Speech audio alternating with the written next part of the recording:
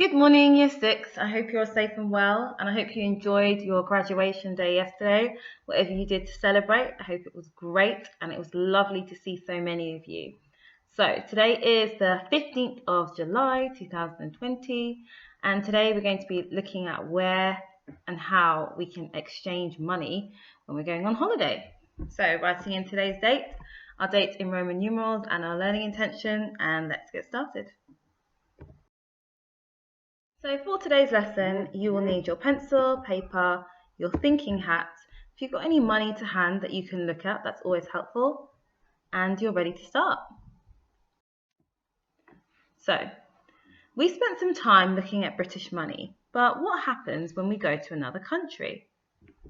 Pause the video here and just think about how you spend your money when you're going to another country. How do you make sure you get the currency needed in that country?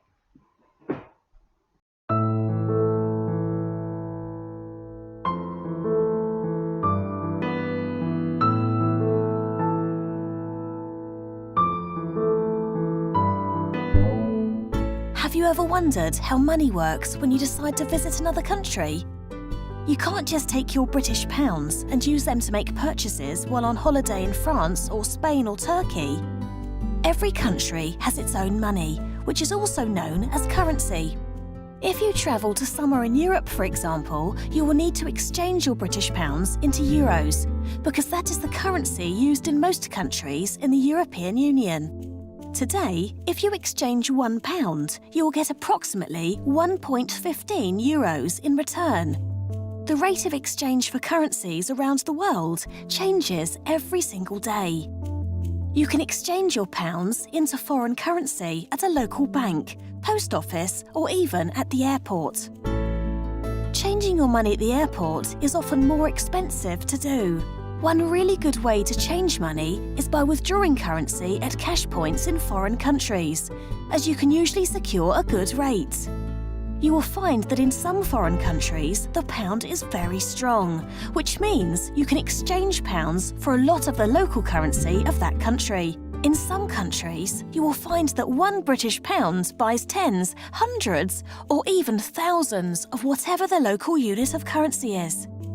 At some points in time, and in extreme cases of economic difficulties, in countries such as Venezuela and Zimbabwe, a British pound will buy billions, if not trillions, of their currency. Do some research and explore how much a pound will buy in the foreign currency of a country of your choice.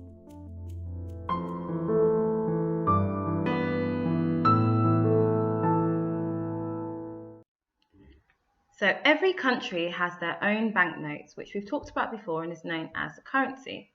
When you travel from one country to another, you need to exchange your own currency for that of the country you're traveling to. Otherwise, you will not be able to buy goods or services while you're there. Exchange rates tell us how much of a foreign currency we will get for every £1 of our money. You don't automatically get the same, so you don't just swap £1 for $1. Often, the best exchange rate can be found by using your debit card at a cash machine in the foreign country, whilst the worst rates are found at airports. A poor rate means you don't get as much of the foreign currency as you had in your own money. When buying foreign currency, it's worth comparing the exchange rates at different places, as they can be different. The foreign exchange is constantly changing. If you exchange your money today, you could get a different amount of foreign currency to if you had exchanged it yesterday. So have a look at the different notes shown on screen from countries around the world, and I would like you to research some of the people shown on the notes. See if you can find out why they're there and what they have done for their country. If you go to Ireland, France, or Spain, for example, you'll need to get euros, and the euro is the currency used in most of the countries in the European Union. But what if you travel to Scotland, Wales, or Northern Ireland? Well, if you travel to Northern Ireland, Scotland, or Wales, you don't need to exchange your money when you go to these countries, as they also use the Great British Pound. Scotland does, however, have its own banknotes. So calculating with exchange rates. So depending on a given day, because it does vary from day to day, it'll be similar amounts, but it'll change day to day. We can see that £1 is equal to €1.15. Okay, so €1.15. So if that's the case, then what would £2 be equal to in euros? Likewise, if we've got 50 pence, what would that be equal to in euros? So you can see it shown on the screen. We've got £2 would be equal to 2 times €1.15. So £2 is equal to €2.30. If we were looking at 50 pence and we wanted to work out that in euros, we know that 50 pence is half of a pound. So we do the same with our €1.15. So €1.15 times 0.5, or €1.15 divided by 2 gives us 58 cents. Okay, so if we round that to the nearest decimal point, because that is actually an odd number. Okay, so we round it to the nearest decimal point. So we get 58 cents. What would £10 be in euros? That's right, we'd need to multiply it by 10. So €1.15 multiplied by 10 gives us €11.50. Whatever we do to one number, we have to do the same to the other side as well. So with that in mind, have a look at the exchange rates from the 8th of June shown on screen. So they're the ones at the bottom of the screen where it says XE Live Exchange Rates, and round each to 2 decimal places. So you can see we've got 1 GBP. That stands for Great British Pound.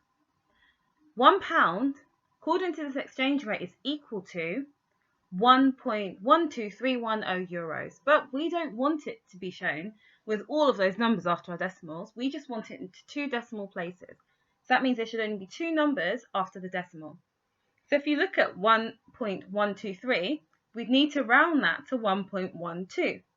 Okay, because we know that if there's less than 5, if there's 4 or less, we round down, and 5 or more, we round up. So that would be rounded to 1.12. Do the same with each of those for the US dollars, the Australian dollars, and the Canadian dollars. Once you've done that, then we can move on to the next part. Choose at least 2 different countries' currencies and convert the following amounts from Great British pounds into these currencies that you've chosen. And think about how to set out your work. So you might want to use a table. So you might have, down the side, you'll have 1 Great British pound is equal to this, and go across the top, euros, dollars, Australian dollars, and so on. And then £2 is equal to this in euros, this in United States dollars, and so on and so forth. Looking at each of those, just like we did on the last one, where we looked at, well, if we know that £1 is equal to this, then to get from £1 to £2, I have to multiply that by 2. So I'm going to do the same. I'm going to have to do the same thing with the country. Okay, so if we know that 1 Great British pound is equal to 1.12 euros, then we know then that £10, that's to get from 1 to £10, we have to multiply by 10. So we have to do the same with the euros and multiply that by 10 too. Pause the video whilst you do that, and on the next slide, I'm going to show you the answers. So pause the video, get your answers down. Brilliant. And on screen here, you'll see your answers. Check against your answers and see how well you did. As an extension activity, I'd like you to choose either a country you have been to or one that you would like to visit.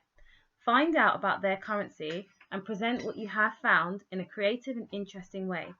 Things you could think about include what coins and notes they have. Are their notes made of paper or plastic? What images feature on their notes? What is the current exchange rate for that country? And if you had 100 Great British pounds, how much of their currency could you exchange it for? Remember to email us your work at yr6@grange.harrow.sch.uk. Have a great day, Year 6. Bye!